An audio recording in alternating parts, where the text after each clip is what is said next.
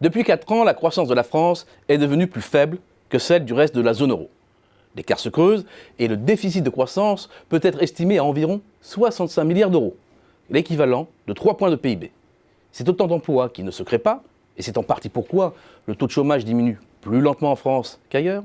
C'est aussi 30 milliards d'euros de rentrées fiscales et sociales en moins, et c'est bien pourquoi les finances publiques s'améliorent plus lentement ici qu'ailleurs et compliquent l'équation budgétaire. Et ce n'est pas fini.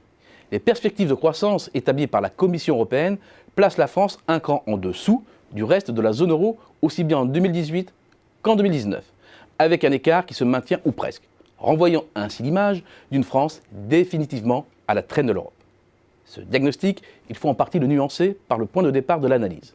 Si la France est moins bien aujourd'hui que ses principaux partenaires, c'est qu'elle avait fait mieux avant. Malgré la pire récession depuis la Seconde Guerre mondiale et une crise à rechute, le PIB de la France est élevé de 2,2% entre 2008 et 2013.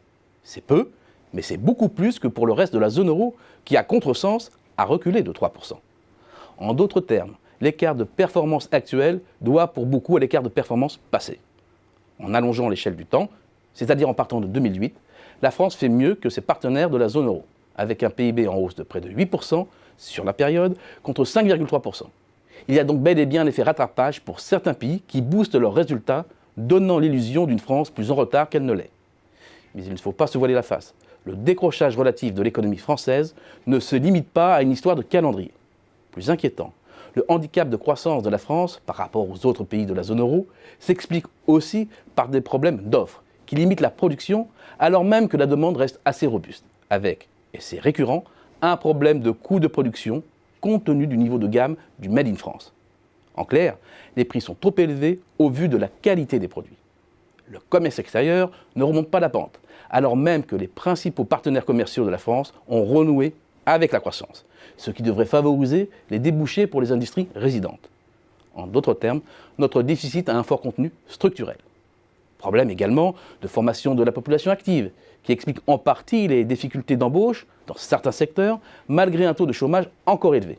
Mais défaut aussi d'investissement, non pas dans son intensité, mais dans son contenu. Le stock de robots industriels rapporté à l'emploi manufacturier est ainsi plus faible en France que dans le reste de la zone euro. Bref, l'économie française se heurte aussi à des freins structurels auxquels s'ajoutent désormais, il faut bien l'admettre, des erreurs de pilotage budgétaire. Pour financer ces mesures en faveur du patrimoine, le gouvernement a clairement arbitré en défaveur du pouvoir d'achat des bas et moyens revenus.